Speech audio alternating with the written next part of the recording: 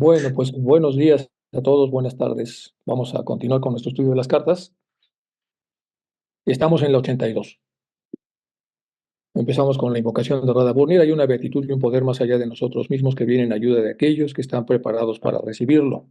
Nos dirigimos respetuosamente hacia aquella beatitud, aquellas grandes fuentes de las cuales emanan incesantemente la fortaleza y la inspiración, hacia todos los que estamos resueltos a abandonar el yo personal para desarrollarnos, aprender, compartir fraternalmente, practicar altruismo y servir sin reserva alguna. Radha Burnir.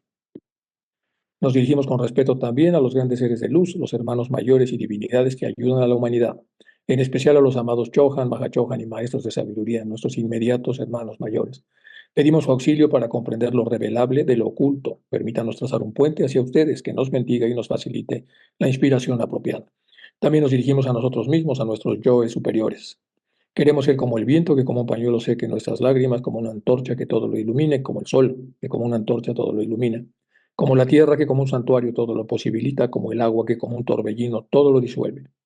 Queremos ser como el estudiante fiel que nunca pone en duda a sus maestros, que siempre les agradece y les ama con devocional afecto, que siempre los admira y los respeta porque sabe que son el divino camino que a todos nos aguarda.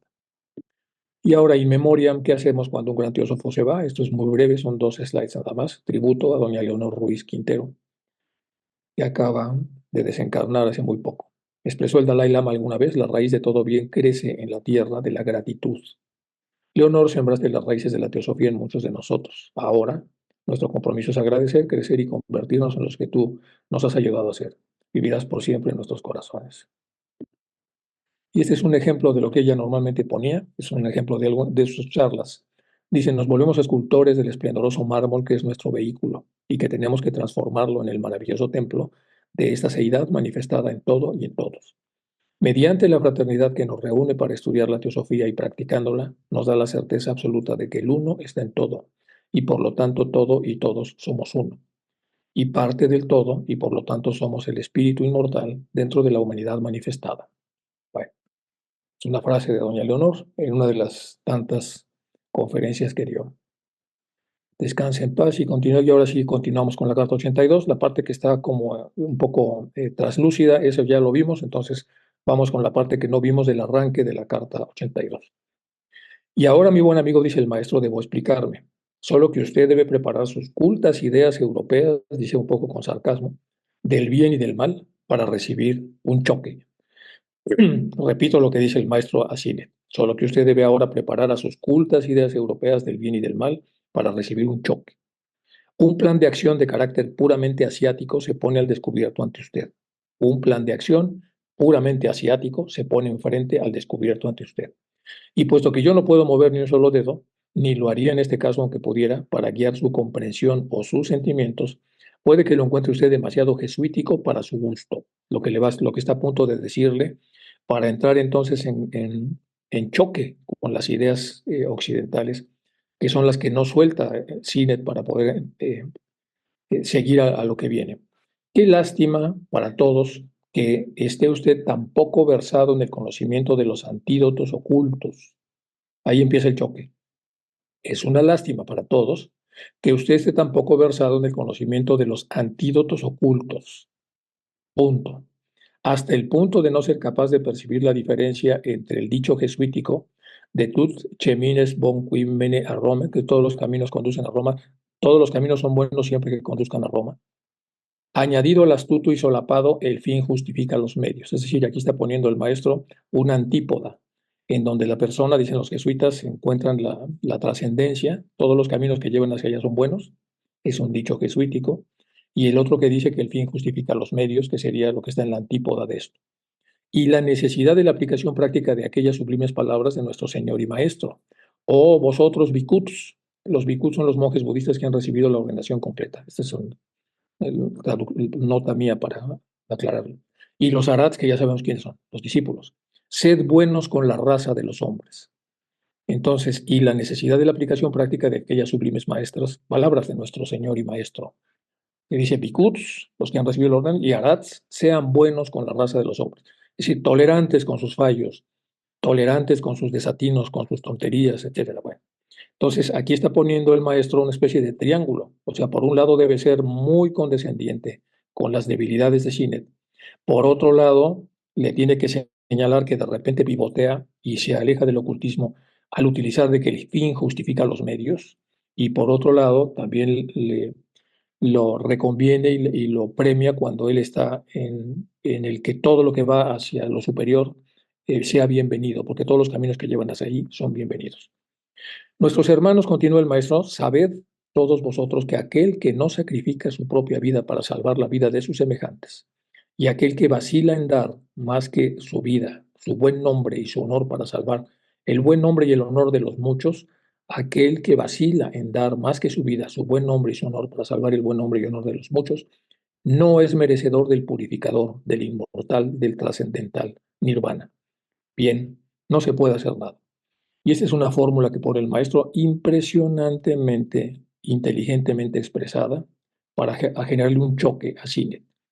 Entonces le está dando consejos, le está diciendo qué cosa no puede hacer, qué cosas sí debe hacer, y luego cómo debe ser tolerante incluso con sus propias debilidades y con las debilidades de otros, que no es nada tolerante con las debilidades que él presume saber acerca sobre todo de Blavatsky.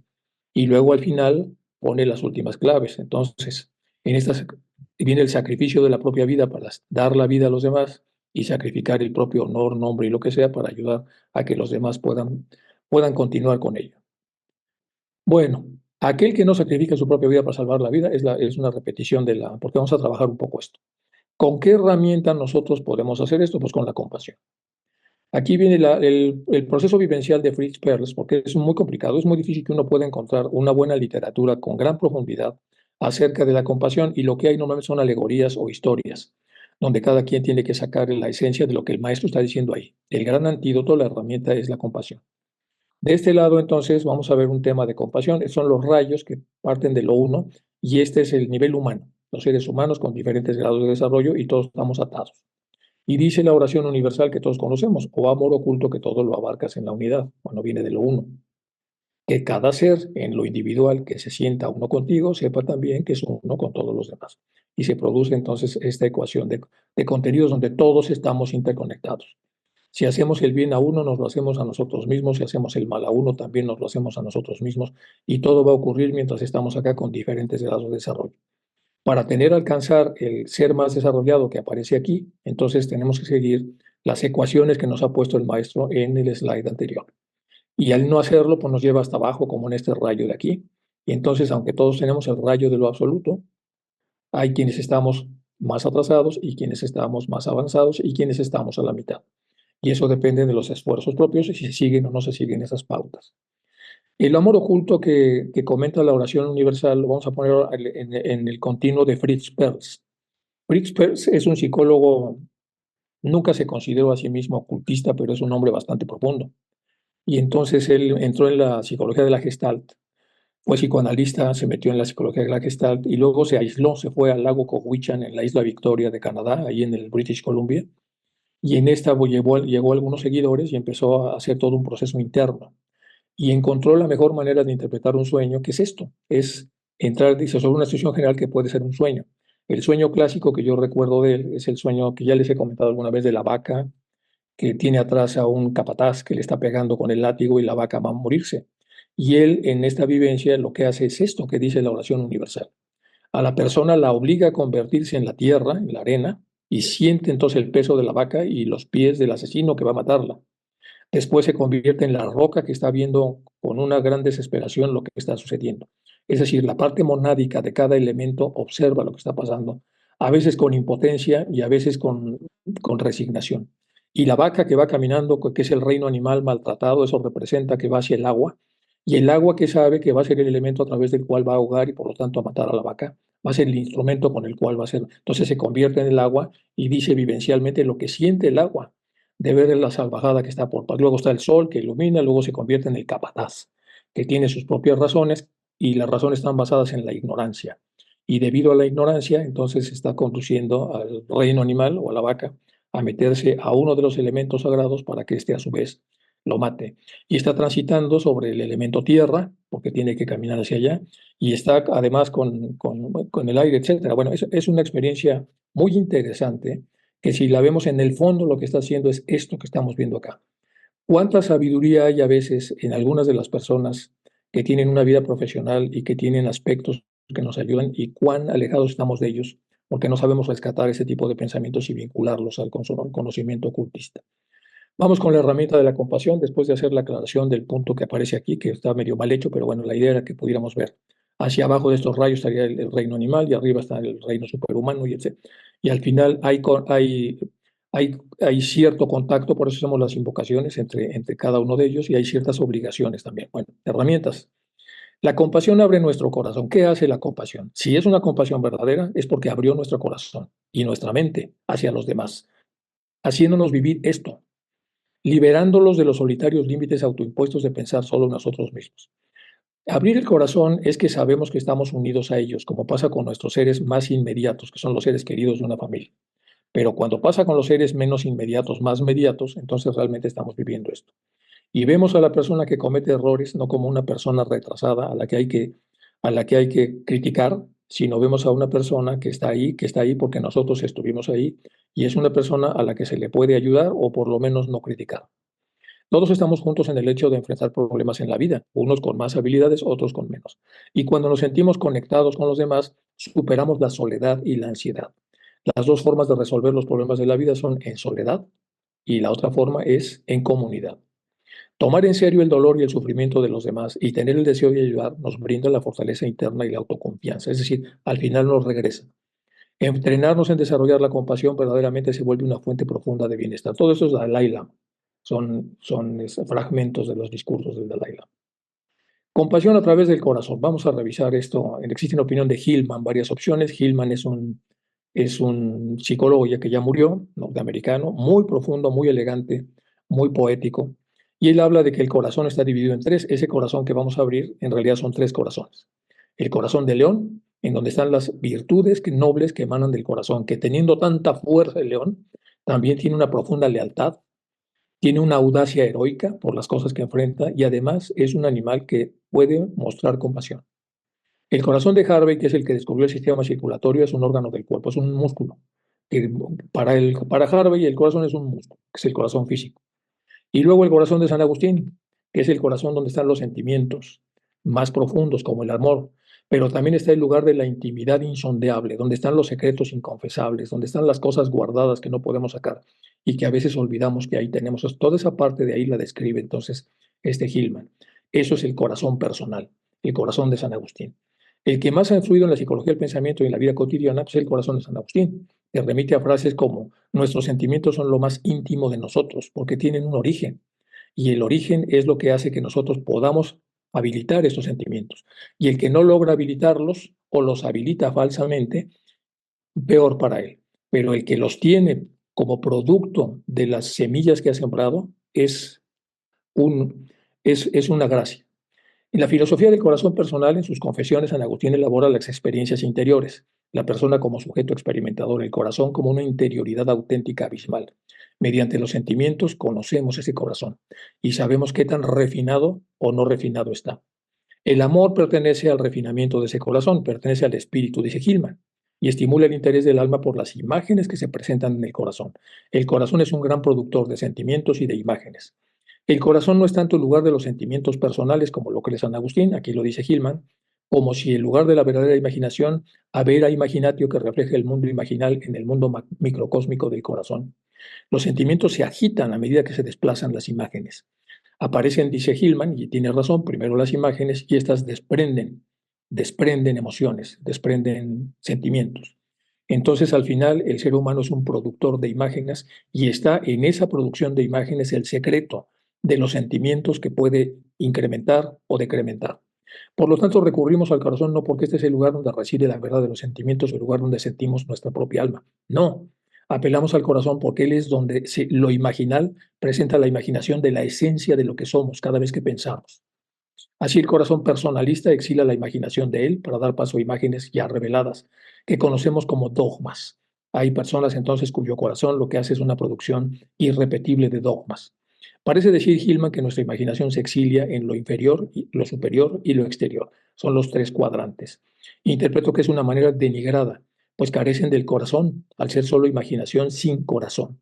¿Qué pasa el que tiene imaginación pero no tiene corazón? Es puro instinto, especulación o datos huecos, respectivamente. ¿Cuánta de la humanidad está sumergida en esto? ¿Y cuánto bien hace el conocimiento teosófico para que la gente despierte el corazón y abandone o aleje esto para empezar a entrar entonces con un proceso de imágenes y sentimientos que permitan la compasión? Los sentimientos son los rectores que enjuician nuestras imágenes.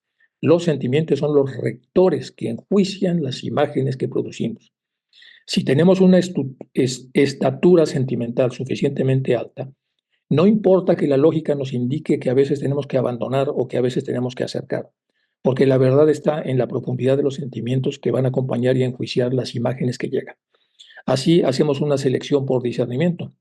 Si estas son buenas o malas, como el caso de los sueños, de manera que Hillman dice, en el corazón de San Agustín se centra la experiencia personal de aquel que se motiva, reacciona ante la introspección de la confesión, es decir, se confiesa ante sí mismo, que en su hablar está la proyección de quienes realmente somos. Bueno, se puede decir mucho más, pero es mejor de expresar entonces la compasión, yo creo que como la estoy poniendo ahora, porque creo que nos va a dar una mejor idea de que no es algo tan simple, es algo que se tiene que trabajar en el corazón metafísico.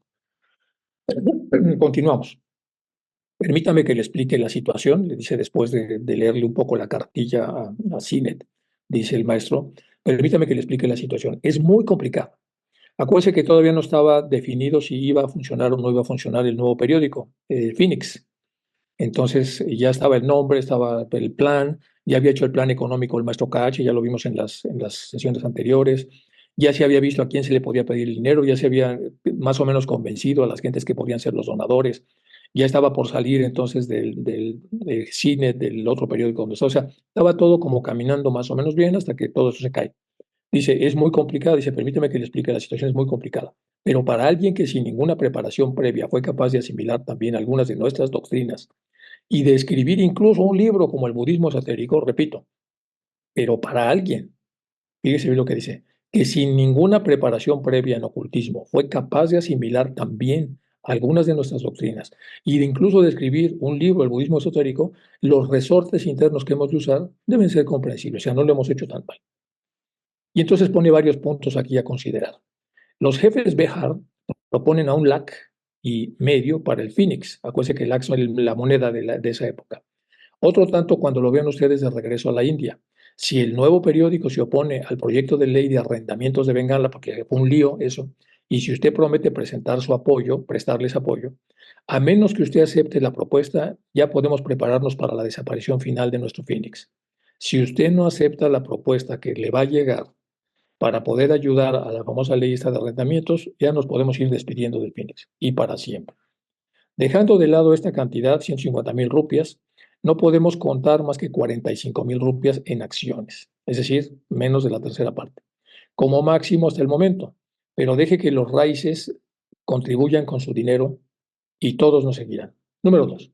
Si usted se niega con seguridad que ellos buscarán otro editor, los que estén haciendo el nuevo periódico, los hindúes, si existiera algún peligro para los campesinos y para el proyecto de ellos. Los raíces y los seminars, acuérdense que los raíces son los campesinos.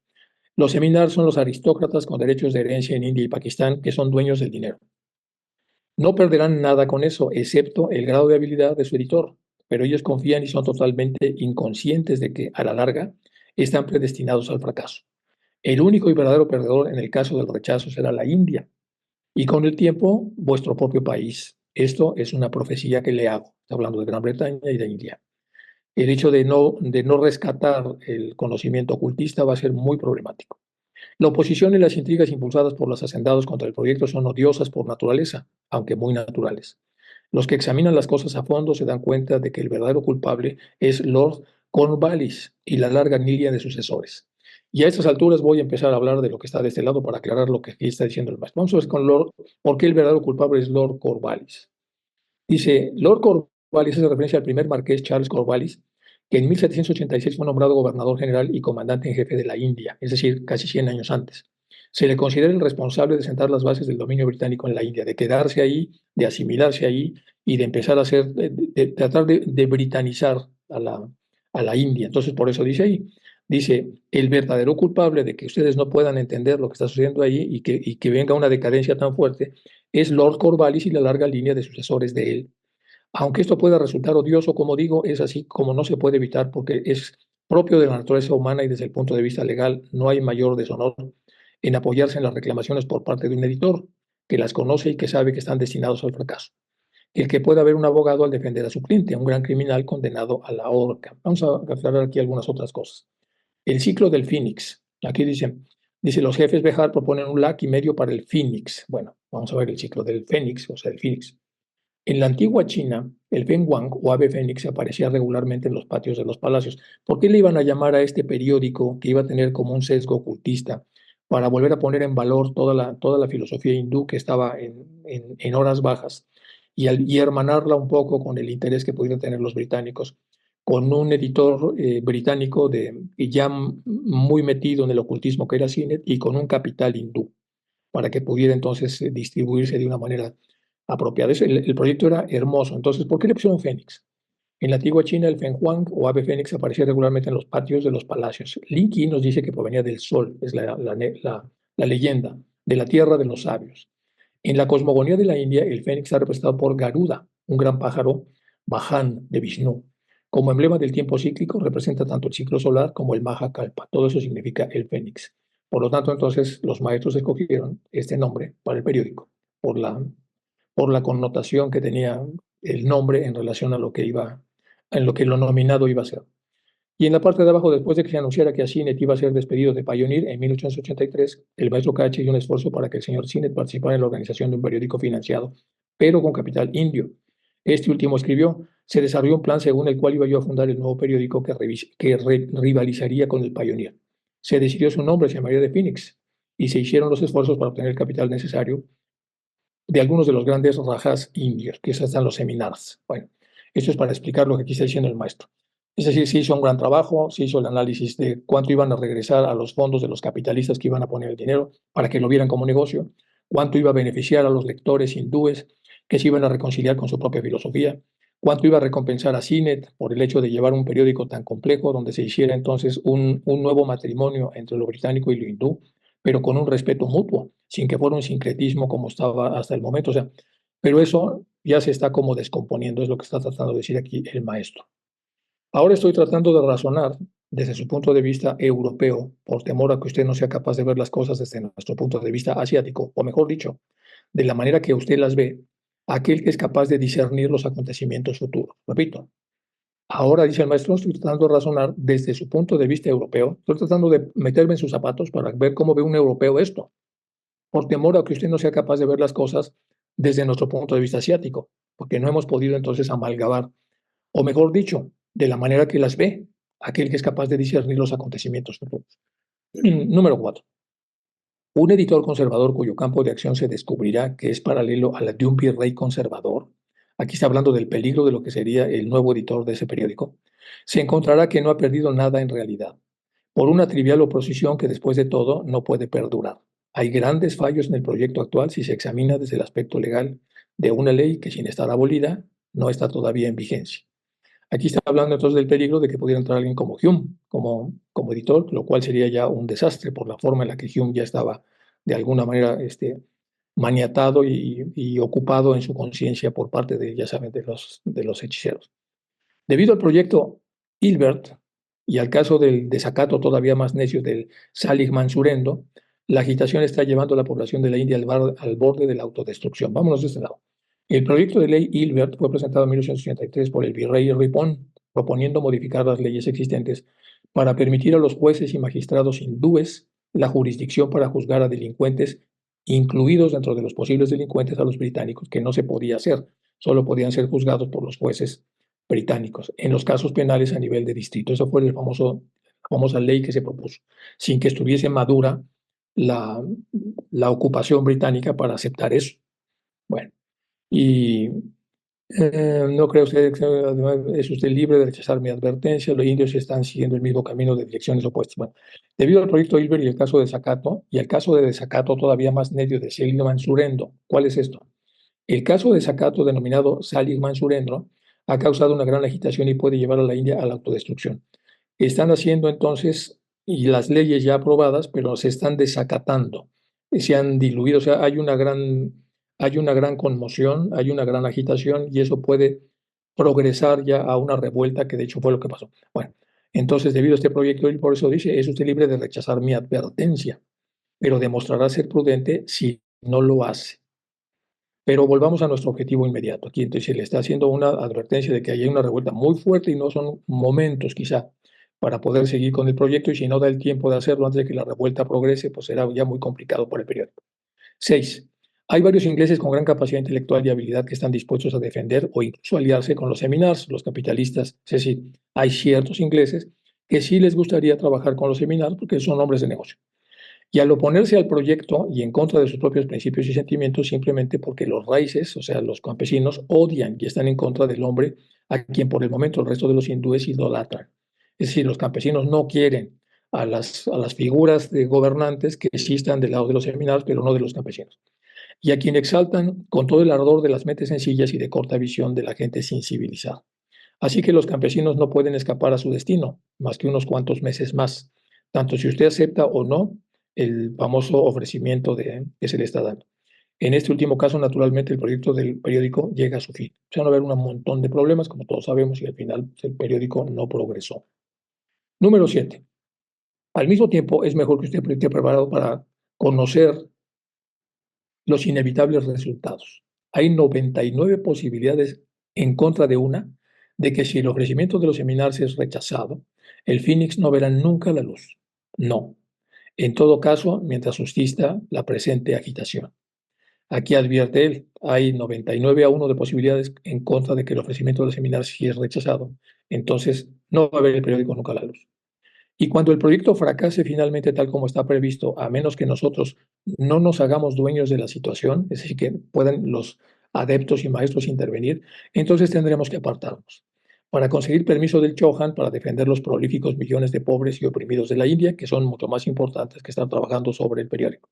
Poniendo en juego todo nuestro conocimiento y nuestros poderes, tuve que comprometerme, en el caso de que el Phoenix fracasara, a no intervenir jamás, nunca más, en esos asuntos del mundo mundial mundano de los negocios, y que diría Dios para siempre al elemento europeo, es decir, va a regresar a su contexto de lo que él conoce y va ahora por discernimiento a dedicarse más a los millones de pobres y oprimidos de la India para darles entonces alimento espiritual o por lo menos hacer cosas para que puedan salir de la situación en la que se encuentran. El maestro M y Dual Cool tendrán que ocupar mi lugar. Por otro lado, si usted consintiera en aceptar el ofrecimiento de su oposición a la ley de rentas, si usted considera en aceptar el ofrecimiento, su oposición a la ley de rentas no tendrá más efecto en nuestro trabajo. Para los riots, que una paja para evitar que el barco se hunda, mientras que si se eligiera otro editor, no tendríamos pretexto para ejercer nuestra influencia en favor de ellos. Esa es la situación, o sea, un verdadero nudo. Es curioso, en un curioso embrollo, sin ninguna otra raison d'être, según su opinión, apenas si cabría esperar que usted lo viera con claridad en el presente. Ni tampoco es muy probable que lo juzgue imparcialmente, debido a esta ofuscación egipcia de propósitos contrarios. Vámonos de este lado. Lord Cornwallis probablemente se refiere al problema este que hubo en Bengala. Bueno, aquí, perdón, se faltó fue un acuerdo que se hizo entre la compañía bengalí con los hindúes para tener un rendimiento promedio mutuo.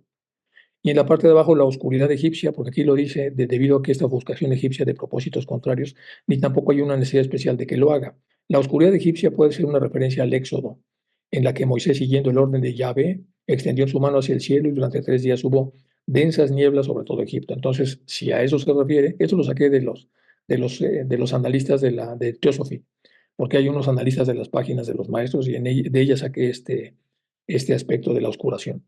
Entonces apenas si cabría esperar que usted lo viera con claridad en el presente, el embrollo, ni tampoco es muy probable que lo juzgue imparcialmente, debido a la niebla, si es que por eso es que le hicieron esta interpretación, debido a esta ofuscación egipcia de propósitos contrarios, que se refiere a lo que dice Moisés, porque entonces se produce una neblina que no deja ver bien las cosas. Ni tampoco hay una necesidad especial de que lo haga, si el ofrecimiento de caer en saco roto. Pero si su respuesta es favorable, tal vez yo pueda añadir algunos detalles. Sepa pues que a pesar de la oposición y precisamente a causa de ella, hará usted estallar el gran hervidero nacional hasta lo máximo, más pronto de lo que de otro modo pudiera esperarse.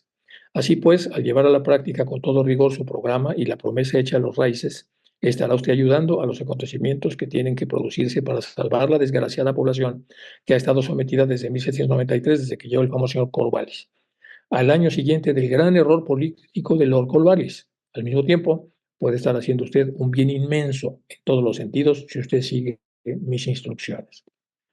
Bueno, recuerde el pasado y eso le ayudará a comprender con más claridad nuestras intenciones.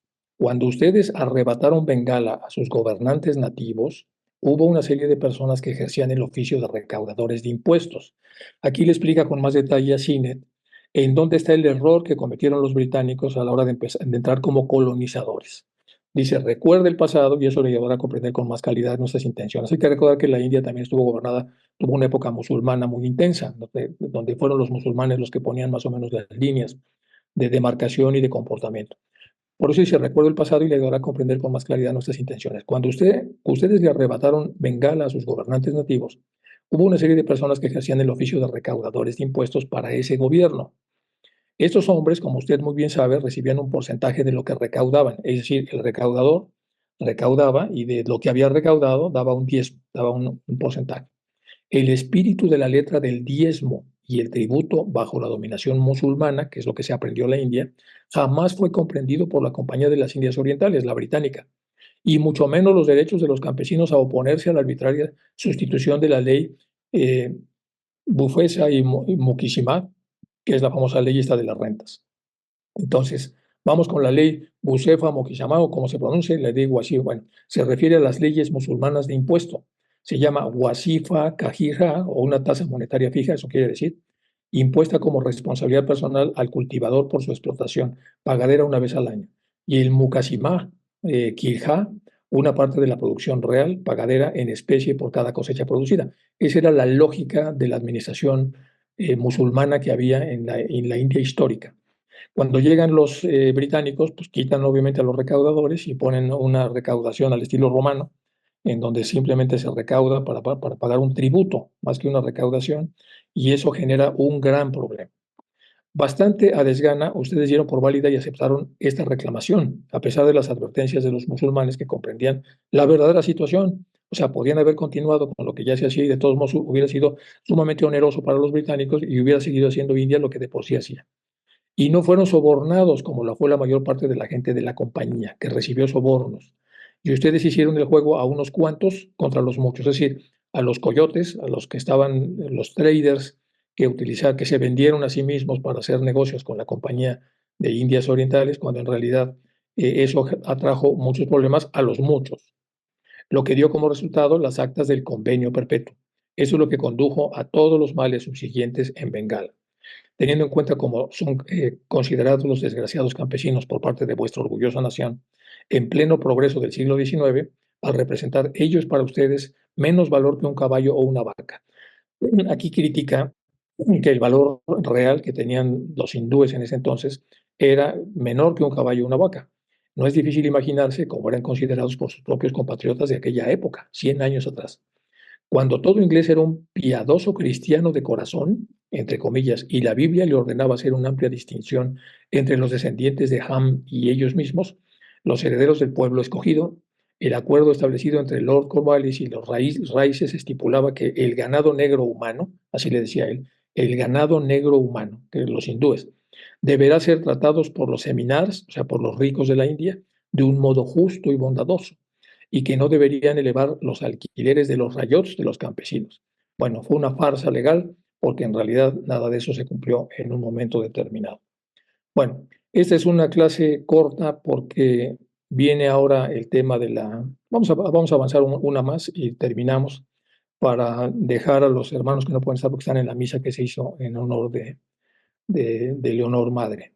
El Chohan estaba entonces en la India, el Chohan actual, que no es el actual de ahora, es el actual de aquel entonces, y fue testigo presencial del comienzo de los horrores que ocasionó esta norma. Apenas hubieran conseguido el acuerdo de convenio perpetuo, que así se llamó, el convenio perpetuo, los campesinos empezaron a hacer caso omiso de sus compromisos. Los campesinos se rebelaron en lo interno y de dejar de cumplir, ese dejar de cumplirlos tuvo como consecuencia que de año en año llegara la ruina y el hambre a los miserables campesinos. Fueron los más afectados. Exigieron tributos, Les hicieron vender sus pertenencias por vía judicial y forjaron las falsas acusaciones contra ellos con tal de eso a través de los propios coyotes, es decir, los hindúes que se vendieron para funcionar entonces como acusadores de los campesinos pobres y los hundieron cada vez más y más. Bajo el nombre de Abab, esas puertas y aberturas les permitió hacer lo que quisieron e impusieron y recaudaron durante más de 50 años los más extraordinarios impuestos a la gente que no tenía cómo pagarlos. Es decir, empobrecieron de una manera brutal a la India. Todo esto y mucho más han hecho los seminars, o sea, los capitalistas hindúes. Se prestaron a ser socios de los coyotes, de los traders, y entre ambos, y lo que recaudaba para el gobierno británico, es todos ganaban menos el pueblo. El pueblo se fue en un gobierno caro, un pueblo pobre. Todo esto mucho más han hecho los seminars y con seguridad que se les pedirán cuentas. Cosas demasiado horribles para mencionarlas sucedieron ante los ojos y a menudo con el consentimiento de los empleados de la famosa Compañía de Indias Orientales, la británica, cuando la insurrección se presentó como un obstáculo que contribuyó a aportar como resultado otra forma de gobierno, porque los mismos militares hindúes que pertenecían a la tropa británica también se amotinaron y entonces se generó ahí una revuelta monumental. Para reparar la gran injusticia cometida, para remediar lo ya irremediable, es por lo que Lord Ripon se empeñó en presentar el nuevo proyecto por parte de sus consejeros. Hay que recordar que el maestro KH se metió más con esto a raíz de la investigación que estaba haciendo para que funcionara el periódico, que requería que el maestro entrara un poco en la profundidad de la India para entender cuál era lo que los capitalistas necesitaban como beneficios o a través de las inversiones que iban a hacer para que resultara para ellos atractivo el invertir en el periódico que iba a tener ¿cómo se llama? Un regreso de capital, o sea, que no les tocara a ellos, que fuera una inversión que de todos modos fuera importante para ellos. Y dice, y el maestro comenta, cuando yo me metí entonces en la realidad de la India, es cuando encontró a esta pobreza, al sufrimiento, personas que no llegaban a fin de mes y que tenían que venderlo todo y no tenían nada por la dureza de los impuestos, porque el maestro no lo sabía y entonces se quedó sumamente afectado de haber estado en contacto con esta realidad. Entonces, por eso dijo que no volverá a ese tipo de temas. Y por eso es que está entrando en tanto detalle de lo que él pudo investigar, que es lo que está diciendo aquí en la carta y se lo está explicando a Cinet, para que sepa que él ahora ya sabe cómo eran estas cosas. Y cómo la compañía esta en realidad ha sido una compañía muy oscura, porque ha matado la sensibilidad de los campesinos. Hay que recordar que la India tiene una tierra hasta la fecha riquísima. Ahí todas las aguas que bajan del Himalaya hacen que la tierra sea muy rica. Es decir, ellos son autosuficientes alimentarios en una población de casi 1.300 millones de habitantes. Se darán cuenta entonces de lo muy fértil que es la tierra que hay ahí. Por lo tanto, entonces, empobrecer a los que sacaban todo esto, que morían por enfermedades y por todo, era una barbaridad. Y además era un mal modelo hecho por el primer virrey. Último párrafo, para reparar la gran injusticia cometida, para remediarlo ya irremediable, es porque Lord Ripon se empeñó en presentar el nuevo proyecto por parte de sus consejeros, no aquellos que usted conoce, sino otros. Y en ese nuevo proyecto, los hindúes iban a tener más derechos, iban a participar más en las nuevas leyes, incluso para salvar al propio campo. No se creyó oportuno romper con el sistema de los seminars, sin asegurarse al mismo tiempo la popularidad de la mayoría en otro sentido. Este es el motivo del famoso proyecto Hilbert y otras bagatelas más. Digamos que al parecer el objeto actual, el proyecto de ley de arrendamientos de Bengala, es reparar los errores del pasado si es que la población decide obedecer. Bueno, luego déjenme ver, pues yo creo que nos da tiempo de otra. Vamos a ver esta otra también. Amigo mío, usted es un editor extraordinariamente inteligente y un político astuto y un buen observador. Y tal vez nadie en toda la India profundiza tanto como usted en la constitución interna de los coups de date de anglo-indios. Sin embargo, no lo hace lo suficiente y los primitivos estratos originales en el terreno político, como génesis de algunos actos de Milord Ripon, fueron y son tierra incógnita para usted y para muchos de los políticos tal vez más avanzados que usted. Bueno, aquí lo que está diciendo es que esa famosa ley que va a tener muchas dificultades en establecerse y que está haciendo Ripon, no va a entender CINE, no va a entender por qué está hecha así y qué es lo que pretende. Ni Lord Ripon ni sus consejeros, aquellos que se ocultan, esperan ningún resultado importante mientras dure su mandato en la India. Es decir, es una ley que tiene como pocas perspectivas de de establecerse. Ellos son más ocultistas de lo que usted pueda imaginar. Ojo lo que dice, ellos son más ocultistas de lo que usted puede imaginar. Son personas versadas y devotas de las religiones originales de la India. Sus reformas liberales no están destinadas a la India, cuya prosperidad o adversidad les tiene sin cuidado. Ellos van más allá y tienen la mirada puesta en los resultados futuros muy lejanos y en la actuación de la prensa en los proyectos Hilbert, en el de arrendamientos de Bengala y cosas por el estilo. Está dirigido a la Inglaterra protestante, lo que están haciendo ellos, la cual muy pronto, demasiado pronto, si alguien o algo no lo remedia, se encontrará asfixiada en los invisibles anillos de la apófisis católico-romana. Repito, entonces ellos tienen su mira no en que estas leyes funcionen, sino en realidad lo que está dirigido a la Inglaterra protestante, que sabemos que es calvinista.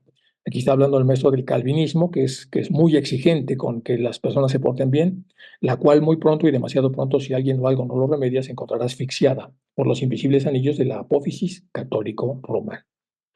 Amigo y hermano, el único de su raza al que yo miro con cálido y sincero afecto, tenga cuidado, no rechace demasiado la ligera mi advertencia, porque es una advertencia solemne y la única insinuación que se me permite hacerle. El escepticismo político, igual que cualquier otro tipo de escepticismo o incredulidad, desdeña y ridiculiza las observaciones de aquellos que no pertenecen a su partido. Repito,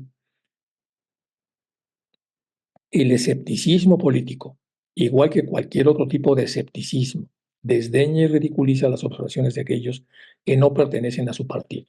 ¿Qué es un escéptico? Un escéptico es una persona que tiene una manera de pensar y que no cree en nada de lo que no entre en el propio radar que tiene. O sea, para que entre tiene que pasar por un filtro que él mismo ha puesto.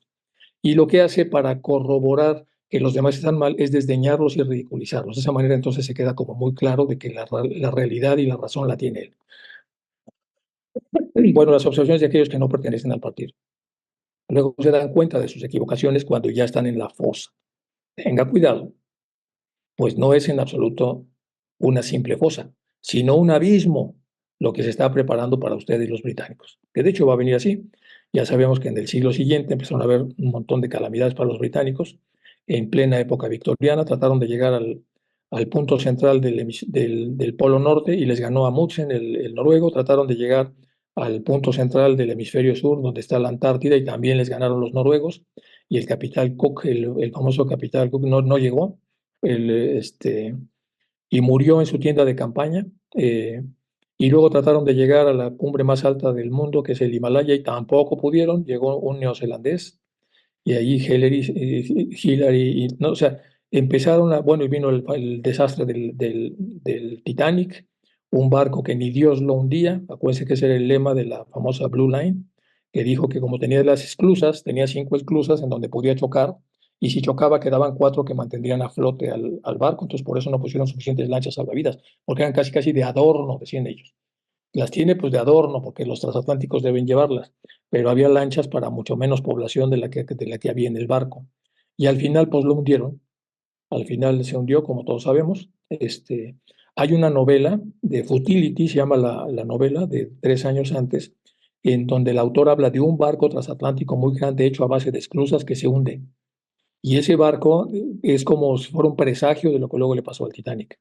Y en el Titanic se murieron pues toda la crema innata de la sociedad británica, los dueños de periódicos, los dueños de empresas, todos iban a Nueva York y en Nueva York se iban a embarcar toda la realeza económica de Estados Unidos para ir hacia Londres.